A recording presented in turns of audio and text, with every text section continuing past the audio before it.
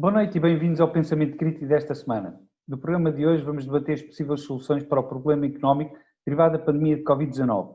Para isso vou contar na primeira parte com a participação dos economistas Vera Gouveia Barros e Fernando Alexandre. Depois do intervalo iremos abordar as consequências da pandemia e do isolamento na saúde mental dos portugueses, no curto, médio e longo prazo. Serão meus convidados Fernanda Barata, psicoterapeuta, e Rui Brites, sociólogo. Vera, começo por ti. Nós temos tido bastantes dados ou previsões que são um pouco dispas em relação aos impactos desta pandemia e das medidas para a conter na economia nacional e na economia mundial. Fala-se entre os 3,5, 7,7 nas previsões do Banco de Portugal, mas existem outras bastante piores. Como é que tu achas que vai ser realmente, pelo menos neste trimestre e no ano, o impacto na produção interna do país? Olá, Marco. Obrigada pelo convite. Acho que esqueceste aí de referir, houve no Expresso uma previsão bastante otimista que poderia existir um crescimento até 1%, mas Mas esse layout, Mas nem o meu otimismo dá para tanto. Eu acho que, de facto, isto vai ser uma crise severa, pior do que aquela que conhecemos em 2008, e até porque esta crise tem a particularidade de ser tanto do lado da oferta como do lado da procura. Portanto, nós temos uma economia que subitamente parou e isso não pode deixar de trazer consequências graves, como desemprego, como falências, provavelmente. E deixa-me fazer esta pergunta, porque eu acho que isto é importante para ser uma perspectiva mais concreta. Nos Estados Unidos, inclusive, aliás, em vários países, na China também, mas nos Estados Unidos, onde nós temos dados bastante mais em tempo real, os pedidos de subsídio de desemprego dispararam para níveis nunca antes atingidos, de 280 para 3 milhões e depois para 6 milhões numa semana. Esta crise ao nível do desemprego e também no impacto da economia é muito rápida, ou seja, é quase instantânea. Embora os Estados Unidos sejam uma má comparação relativamente ao caso europeu, porque tem um mercado laboral muito mais flexível que o nosso e que, aliás, funciona, nós vemos os pedidos à semana, ao contrário daquilo que é a tradição em Portugal, em que as coisas funcionam ao mês. Mas eu acho que é inevitável vermos os números do desemprego a disparar. Portanto, em todos os indicadores, sim, não vejo como é que isto possa correr bem. Fernando, qual é que é a tua percepção? Vamos ter realmente aqui um disparo do desemprego? A economia vai ser afetada de uma forma bastante rápida? A economia está a ser afetada de uma forma muito rápida. Aquilo que as previsões para a maior parte dos países europeus dão, incluindo organizações internacionais, é que cada mês de quarentena, com o tipo de paralisação que estamos a ter nas economias, terá uma implicação de uma perda do produto de 3% em termos anuais. No caso português, isto vai se agravar a partir de junho, porque nós vamos ter, a partir de junho, estruturalmente um peso muito superior do turismo do que aquilo que é normal durante o ano, e por isso nós não vamos ter turismo este ano. Acho que isso, a menos que aconteça algo muito inesperado, se nós olharmos para as reservas que existem neste momento comparativamente às que existiam por esta altura do ano em 2019, elas são cerca de menos 85% do que eram nessa altura, e isto para Portugal, para a Espanha, para a Europa em geral. O que quer dizer que, usando uma expressão que eu já usei ontem num artigo do Observador, nós vamos ter uma enorme cratera na economia portuguesa a partir de junho, que vai precisar de ser preenchida com a dinâmica de outros setores. Em termos de desemprego, obviamente há aqui um desfazamento, porque para já as empresas estão a ter acesso à liquidez, seja através das moratórias dos bancos, seja do deferimento de pagamento de impostos e contribuições sociais, seja através de linhas de crédito, seja depois através da redução de custos, dos custos laborais com medidas como a layout, mas inevitavelmente a partir de determinada altura, se a economia não começar a recuperar, nós vamos ter insolvências e por aí desemprego, e vamos ter também algo que eu acho que vai começar a suceder semana a semana, todos os meses, que é a não renovação de grande parte dos contratos, quer de prestação de serviços para trabalhadores independentes, quer para os trabalhadores por conta de outrem que têm contratos a prazo. E esses contratos a prazo na economia portuguesa, na economia privada, representam mais de 20% do total dos contratos. Eu refiro, parecia bastante óbvio quando eu faço a pergunta se isto iria ter um impacto quase imediato. Parece óbvio a resposta, mas eu faço a pergunta porque depois quero lançar outra. É porque isto obviamente que teria e tem que ter uma resposta do poder político nacional e europeu que também tem que ser completamente diferente, correto? Portanto, nós não podemos estar aqui à espera de medidas daqui a um mês, temos que estar à espera de medidas há 2 ou 3 semanas. As medidas deviam ter sido pensadas de uma forma muito célere, cá e lá fora, porque cada dia, aliás, como tu referiste, cada mês que passa é gravíssimo, mas cada dia que passa também é gravíssimo, e é algo que nós não dificilmente vamos recuperar. Isto porque não estamos a falar de pessoas que estão em casa a receber 100% do ordenado e que depois eventualmente podem gastar e vão ter mais reservas e, portanto, a economia até pode recuperar alguma coisa. Não, estamos a falar de pessoas que estão em casa, muitas delas a perder rendimento, a sobreviver, e que depois não vão ter, inclusive, esses rendimentos para gastar mais ou recuperar, nomeadamente até no turismo. Portanto, o turismo, quando perde uma reserva, dificilmente a vai recuperar, porque é tempo que não se recupera. Como é que tu vês a atuação do poder político cá e lá fora, na Europa, nomeadamente? Uma das características desta crise é a rapidez, não é? Isto parece que já leva muito tempo porque está a ser muito intenso, quer do ponto de vista da alteração do nosso modo de vida, quer do ponto de vista de tudo aquilo que nos rodeia. É um mundo novo em que vivemos neste momento, mas isto começou há relativamente pouco tempo, não é? Ou seja, a quarentena na China começou a 23 de janeiro e quando chegámos a 23 de março o mundo estava quase todo sob quarentena, ou seja, em 2 meses. E por isso, do ponto de vista da reação política, até porque tem havido a flexibilidade de ir ajustando as medidas, para aquilo que é necessário fazer neste momento, que é de facto, num primeiro momento, que é garantir liquidez às empresas, porque senão elas fechavam automaticamente grande parte delas por falta de receitas.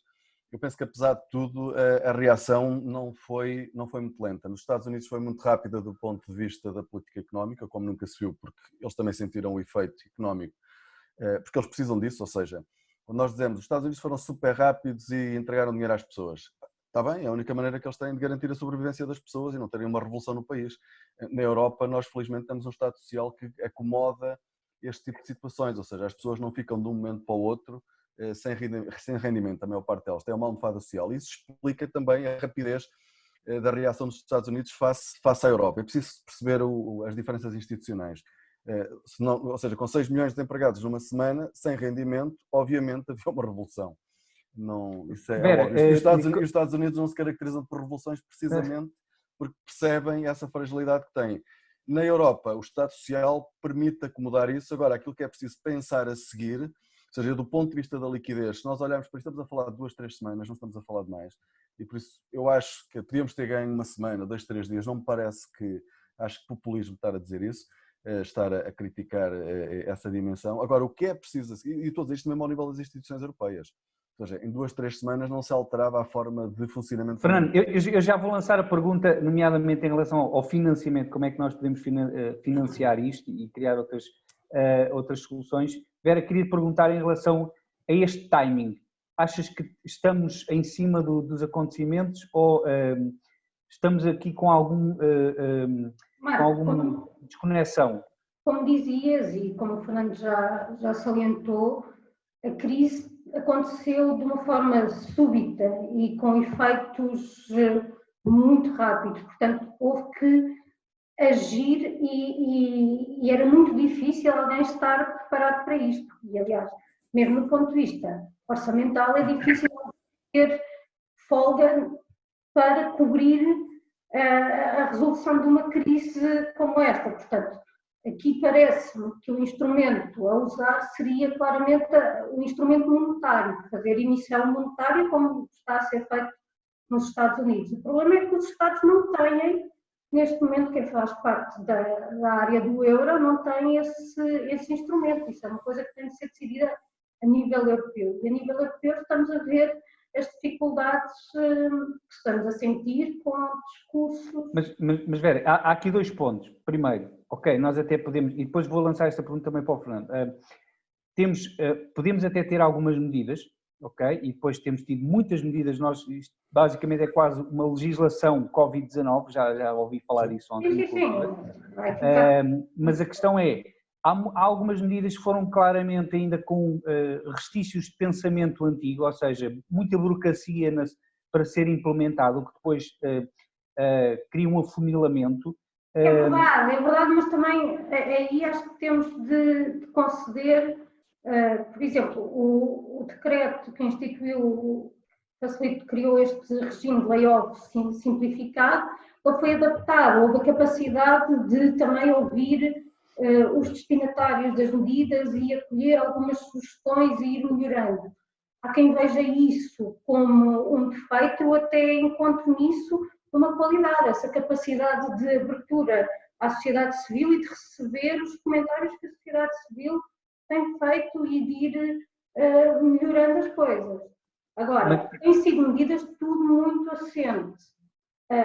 Tirando a parte do layoff, tem sido tudo muito assente na parte do crédito, de conceder crédito com moratórias, que isso tem na base a ideia de que esta situação é passageira e quando voltarmos à normalidade as coisas recuperam facilmente e estas empresas têm capacidade de pagar vou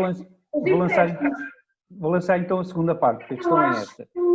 Mas aí é que me parece que seria necessário entrar com uma ação, porque mesmo a nível, por exemplo, da União Europeia, aquilo que se fez foi dispensar o cumprimento das regras do Pacto de Estabilidade e Crescimento e tem-se falado muito na questão das Eurobonds, agora renominada. Sim, deixa-me então pôr...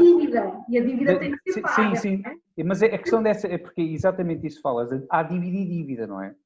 E o problema é que há dívida que nós conseguimos gerir e pagar e há dívida que não conseguimos gerir ou que nos causa constrangimentos bastante fortes. E eu quero fazer esta pergunta. A solução poderia passar, por exemplo, por empréstimos à la longue, como tem, por exemplo, o Fundo de Resolução para a banca, em que a banca paga consoante as suas disponibilidades, aliás, está inclusive nos pressupostos das contribuições da banca, que a banca paga consoante a sua solvabilidade também, portanto, não pode pagar mais do que aquilo que coloca em risco a sua própria sobrevivência. E estamos a falar de empréstimos de 30 anos, enquanto aqui estamos a falar de empréstimos que vão para aí aos 4 anos, o que eu acho manifestamente pouco, tendo em conta que nós ainda nem sequer sabemos o prazo que isto vai ter. Empréstimos a longo prazo com taxas de juros nulas ou muitíssimo reduzidas e a questão europeia, porque inclusive o Managing Director do Fundo de Estabilização Monetária já disse inclusive que a mutualização da dívida já existe. Aqui a questão não estarmos a fazer por eurobonds ou fazer pelo que já existe pelo mecanismo, é meramente a questão de a quanto é que vamos pagar e quais é que são as medidas que nós vamos ter que fazer para receber esse dinheiro. O que é que tu achas destes dois pontos? Eu acho que vamos ter, a única maneira disto ser sustentável para um país como Portugal é obviamente isso que tu disseste, ou seja, termos uma dívida com maturidades muito elevadas, com taxas de juros muito baixas e a ideia de indexar os pagamentos, por exemplo, ao crescimento económico, que é um instrumento que já existe nos mercados, não está muito pouco desenvolvido, há poucos países que o utilizam, mas existe. É uma possibilidade, é uma possibilidade de tratarmos isto. Eu penso que a União Europeia, nas várias mensagens que tem vindo a passar, acho que acaba por estar se calhar aí no sentido certo, que é, se houver de facto disponibilidade para permitir, vamos lá ver uma coisa, Portugal se quiser ir ao mercado para se financiar nos valores que eu antecipo que vão ser necessários, não consegue. Eu tenho muitas dúvidas que consiga, nem sequer é a questão de qual é que não vai conseguir, só com taxas de juros elevadíssimas e por isso há uma questão mesmo de garantir liquidez para o país.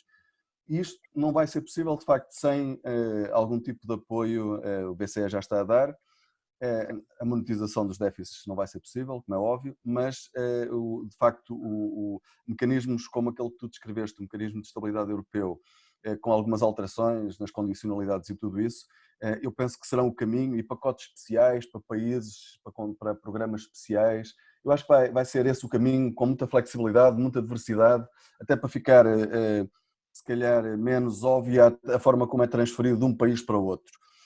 para não haver esse tipo de acrimónia que depois surge sempre nesses contextos. Agora, aquilo que eu acho que é absolutamente essencial, e nós temos de estar um passo à frente, ou seja, essa liquidez nós temos de estar atentos a isso, mas não está só nas nossas mãos. Agora, aquilo que está nas nossas mãos, em parte, é retomarmos, termos uma estratégia para retomar a atividade económica. E se nós pudermos ter perdido uns dias, uma semana, nas medidas de concessão de liquidez, eu acho que apesar de tudo os danos não foram muito grandes na economia, porque houve da parte de fornecedores também períodos de carência. Acho que houve alguma inteligência na economia daquilo que eu me fui apercebendo, quer da parte das utilities, de uma série de fornecedores que deram períodos de carência, não cobraram, ou seja, ninguém andou atrás de ninguém para receber dinheiro, e isso foi, digamos que a inteligência do sistema descentralizado a funcionar. Agora, o que nós precisamos a seguir, e muito rapidamente, para não sermos outra vez surpreendidos, porque nós vamos ter muitas surpresas, de certeza, porque esta crise afeta a estrutura económica de uma forma que é imprevisível, ou seja, que não segue nenhuma lógica económica, isso tem a ver com contágio, tem a ver com a forma como o vírus retira as pessoas do processo produtivo. Aquilo que nós vamos precisar é de uma estratégia para voltar a pôr as pessoas a trabalhar. E isso passa por uma dimensão que tem a ver com a saúde e outra que tem a ver com a economia, e uma que é nacional e outra que é internacional.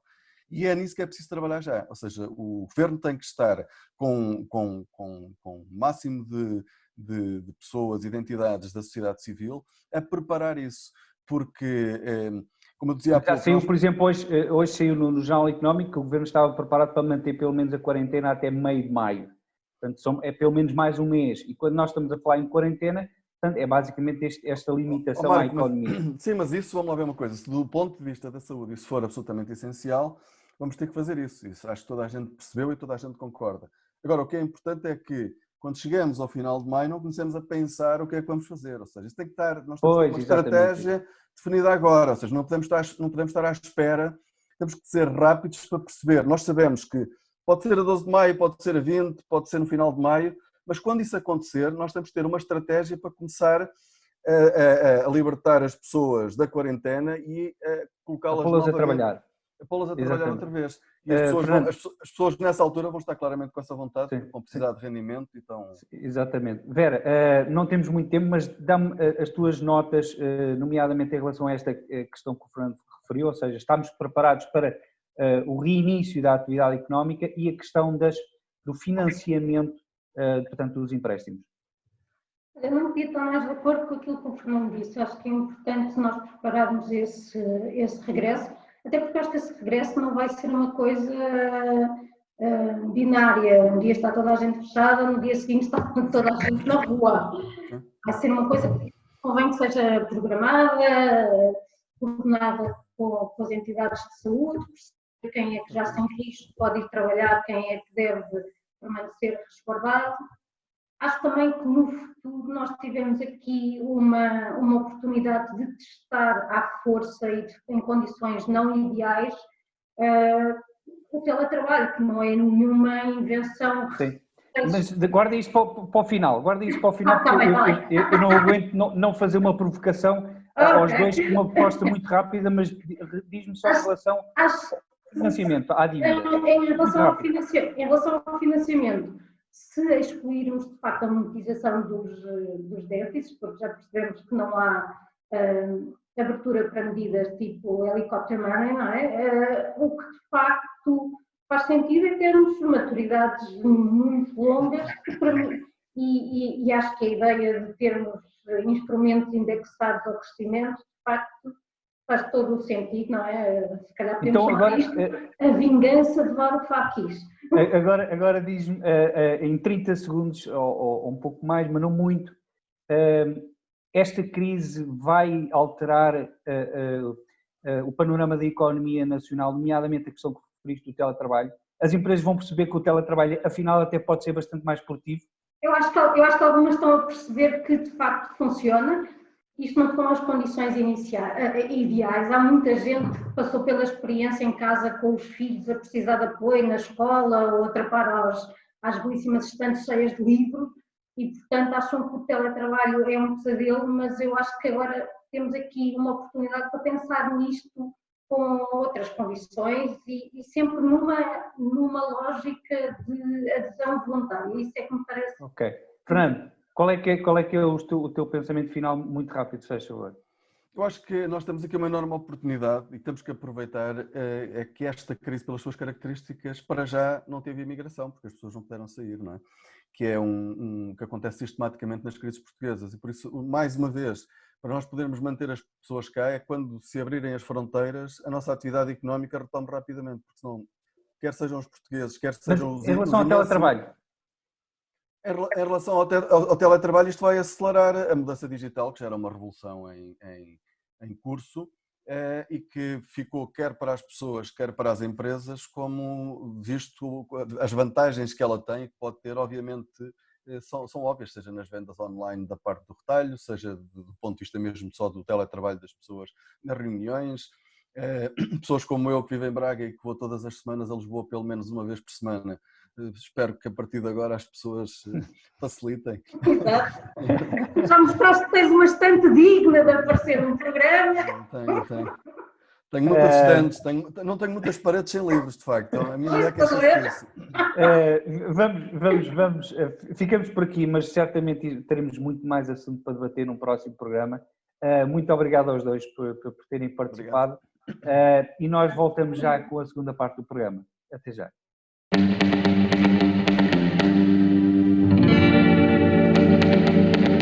As figuras decisivas. Transferências milionárias. Os milhões que movimentam o desporto.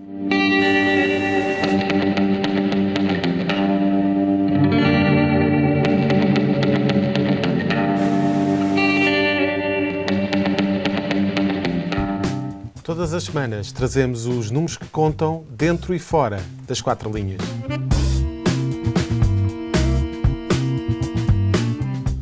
Bem-vindos à segunda parte do programa. Vamos falar então das consequências ao nível da saúde mental dos portugueses desta quarentena. Fernanda, psicoterapeuta, existem alguns estudos que já avaliaram os possíveis efeitos secundários, nomeadamente ao nível de traumas e de constrangimentos futuros. O que é que um confinamento desta natureza e de um período prolongado, pelo menos mais um mês, poderá trazer na saúde mental dos portugueses? Muito bom dia, Marco. Bom dia, Rui. Muito obrigada pelo convite. Antes de mais, relativamente aos estudos, existem poucos estudos sobre esta matéria, porque esta é uma situação sobre a qual nós nunca tínhamos passado antes. Existem estudos feitos após a Segunda Guerra Mundial e existem também alguns estudos feitos com pessoas que estão em confinamento durante muito tempo, nomeadamente os astronautas. Tirando isso, não existem muito mais estudos. Este confinamento social é um confinamento que pode levar a um colapso social se isto não for bem organizado e bem trabalhado, porque para além das questões económicas e das questões da saúde, há também as questões sociais que são extremamente importantes e nós sabemos que um confinamento social muito prolongado pode levar a este colapso e com consequências gravosas para a nossa sociedade. Creio que esta era a questão que me estava a colocar. Portanto, estamos num ponto de partida praticamente do zero, não é? E outra questão, recorde-me? A questão é as consequências, ou seja, a médio e longo prazo, pode haver a questão de traumas, inclusive, e eu já hoje sinto de algum feedback das pessoas que existe, as pessoas já estão a ficar incomodadas e estamos aqui há pouco tempo. Certo. Como é que nós podemos, e como é que o governo e eventualmente as autoridades podem melhorar aqui este apoio, porque para já ainda só está a falar muito em termos económicos, mas existe a questão da saúde da mesma maneira que para fazer baixar a curva da pandemia é preciso testar, para fazer baixar este colapso e estes traumas que vêm aí por causa deste isolamento muito prolongado e muito profundo, é preciso apoiar. E penso que neste momento estamos um bocadinho ainda à deriva sobre este tipo de apoio que ainda não está a ser bem concretizado, bem trabalhado, não há uma oferta transversal para a sociedade. temos uma sociedade muito pouco homogénea, ou seja, temos muitas pessoas muito idosas e depois temos algumas outras pessoas que lidam mais ou menos bem com as tecnologias, essas estão mais ou menos salvaguardadas porque ainda vão tendo algum convívio social, tecnologicamente falando, mas depois há muitas famílias que não têm volta a dar com este assunto. Portanto, apoiar é o mais importante, porque a questão que aqui se coloca é que muitas pessoas neste momento estão a fazer lutos, e o luto não é só de alguém que nos parte, é luto de muitas situações, luto de emprego perdido, de pessoas que estão a trabalhar em países distantes e que portanto não conseguem conviver com elas, lutos de pessoas que tiveram que se isolar em outras, foram para aldeias, foram para outros sítios, há muitos lutos a fazer neste momento. E este tipo de apoio, na minha perspectiva, ainda não está a ser bem concretizado, não está bem trabalhado. E o que é que, nomeadamente, os profissionais de saúde, as ordens e o governo poderiam fazer em relação a isso? E ainda bem que a Fernanda fala em relação ao luto, porque é importante ter noção de que hoje não apenas os familiares das vítimas do Covid, mas todos os familiares que tiveram parentes que faleceram, basicamente, não estão hoje a fazer o luto devido, porque as pessoas basicamente não têm funerais, não é? Portanto, não existe aquele período essencial para se fazer o luto. Certo, o contacto com a morte daqueles que nos eram queridos é muito importante para se iniciar um luto. E por isso, sem esse ponto de partida, podem criar-se aqui situações de luto patológico e de luto crónico que se prolongam ao longo da vida e que causam muitos dissabores psicológicos, colocando até mesmo as pessoas em situação de baixa prolongada por dificuldade de ultrapassar e de superar essas situações. Na minha perspectiva, eu penso que deveria haver plataformas tecnologicamente apropriadas para trabalhar estas situações psicológicas e quando as pessoas não têm acesso a essas plataformas, ajudar as pessoas, mesmo até através da televisão e através de mensagens, como hoje até recebi uma mensagem da DGS falando sobre o confinamento durante o período da Páscoa, mensagens de apoio, mensagens de solidariedade e mensagens de, numa palavra, nós estamos aqui, se precisar de ajuda, contacte esta pessoa, aquela organização, outra organização. Isso devia ser instituído na minha perspectiva. Fica a ideia, Fernanda. Rui, vamos passar para ti.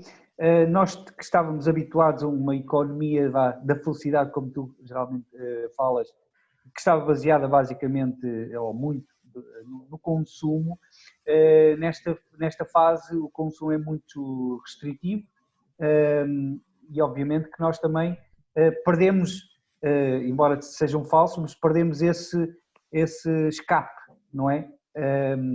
Como é que tu vês a sociedade a reagir e eventualmente também as consequências que pode ter a curto e médio prazo? Bem, isso é um problema. Apetece-me começar a minha intervenção dizendo: volta Keynes, estás perdoado, não é? A questão da felicidade e do consumo é uma felicidade paradoxal, porque, como Lipovetsky, que escreveu um livro que se chama mesmo Felicidade Paradoxal, mostrava isso, não é? A sociedade do hiperconsumo busca prazer no consumo. A felicidade não é prazer, a felicidade também contempla o prazer, mas é muito mais que isso.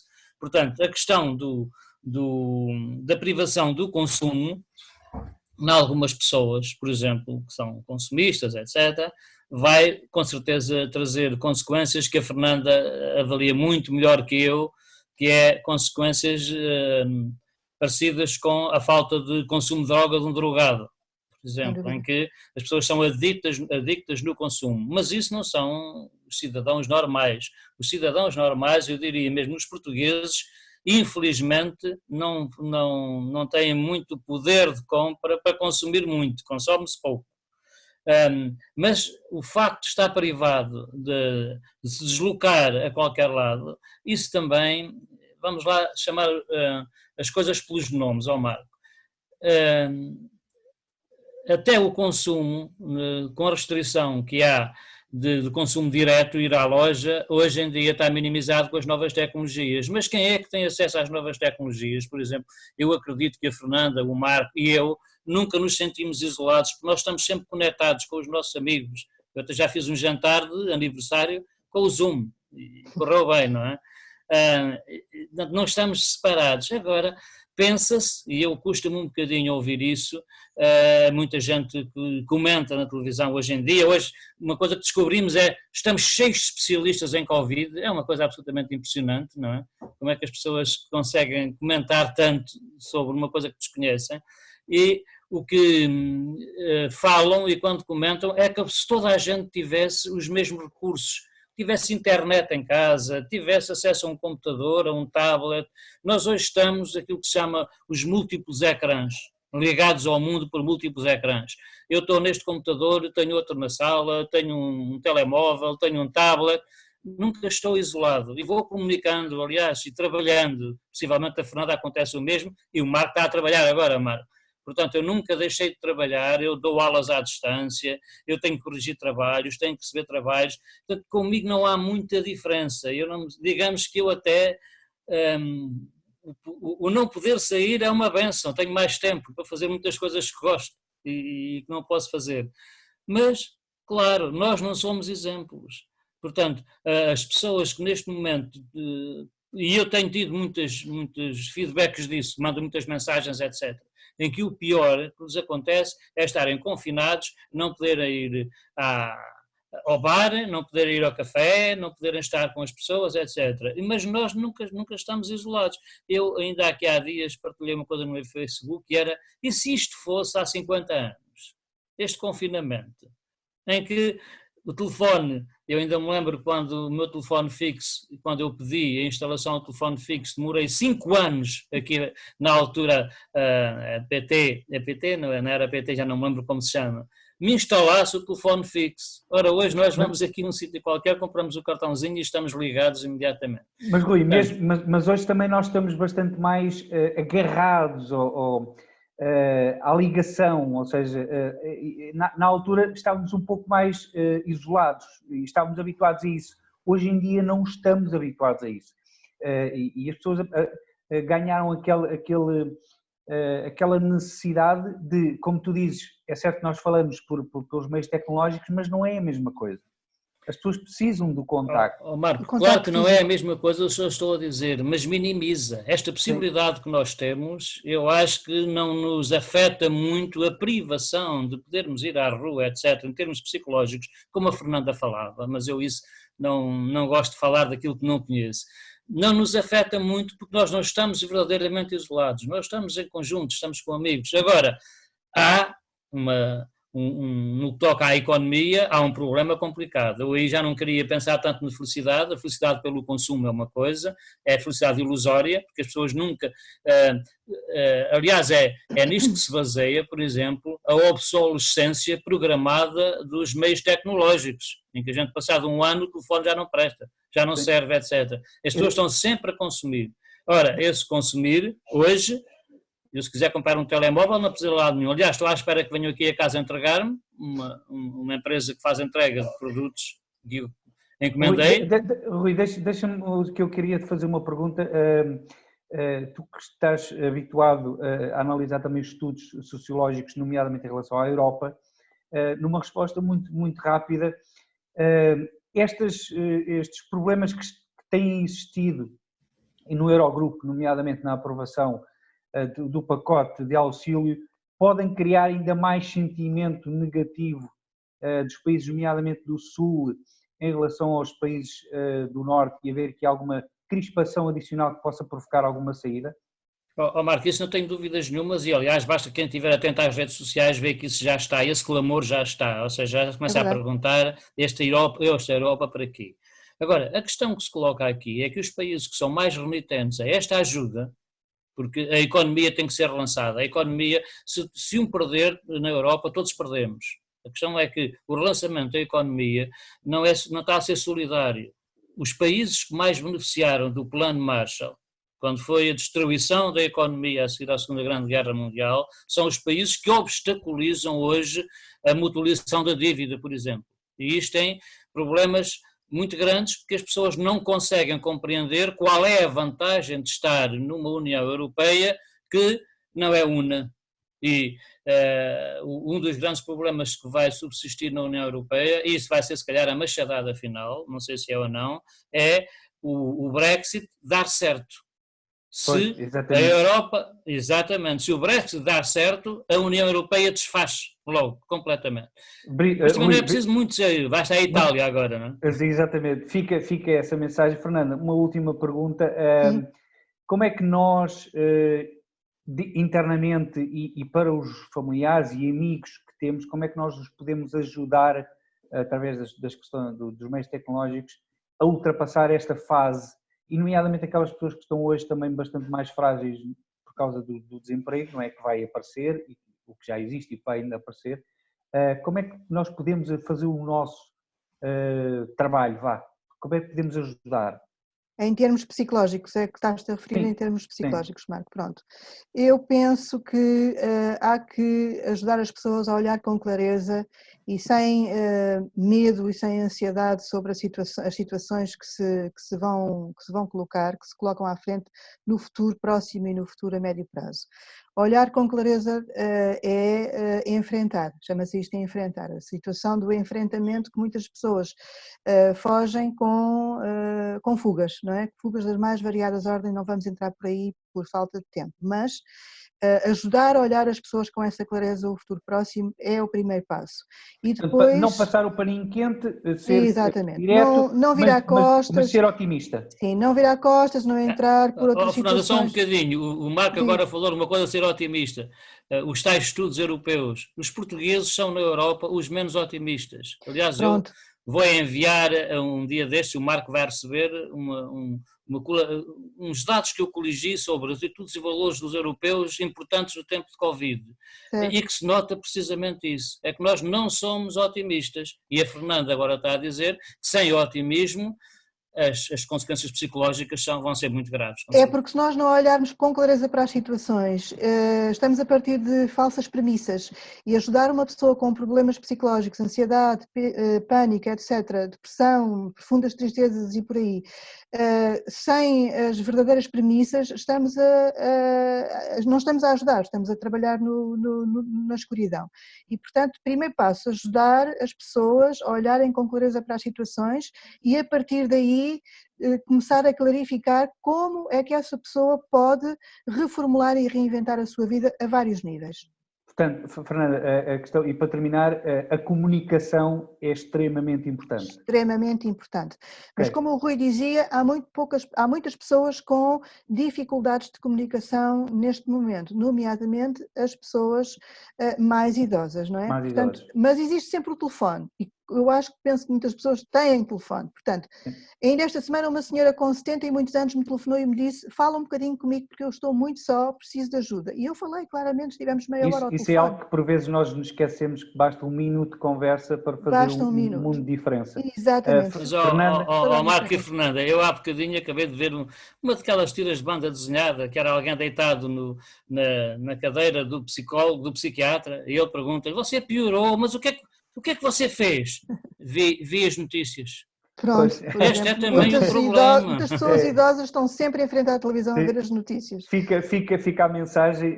Fernanda, Rui, muito obrigado pela vossa participação. Obrigada. Muito obrigado, Marco. Nós voltamos já com os melhores da semana. Vamos então para as melhores da semana. Começamos com a promessa do Presidente aqui há uns tempos de que ninguém iria mentir a ninguém. Contudo, passado muito poucos dias, António Costa fez uma promessa, ou seja, disse que não faltava nada, nem que iria faltar. Rapidamente foi desmentido pelas ordens, tanto dos enfermeiros como dos médicos, em como faltava material e pessoal. Portanto, claramente mentiu. E, no entanto, Marcelo, passado uns dias, veio dizer que afinal não havia necessidade de mentir. A questão é esta: Costa mentiu e Marcelo está a parar o golpe, como li inclusive num comentário de um facebookiano, existe um vazio e Marcelo está a limpar esse vazio que António Costa está a fazer ao mentir descaradamente. Seguimos para um exemplo claro de quem levou o home banking à letra. Depois temos um vídeo sobre a grande fuga. Claramente um rapaz com futuro na política. E por fim, terminamos o programa com mais um apanhado da Diretora-Geral de Saúde. Muito obrigado por estarem desse lado. Até para a semana e fiquem bem. Aos profissionais de saúde, estimativas redondas estarão cerca de 200 pessoas infectadas neste momento, entre as 853 profissionais infectados. Eu peço desculpa porque eu dei o número errado, de facto, e como viram eu não trouxe o telemóvel, ter trazido o telemóvel, mas eu agora não.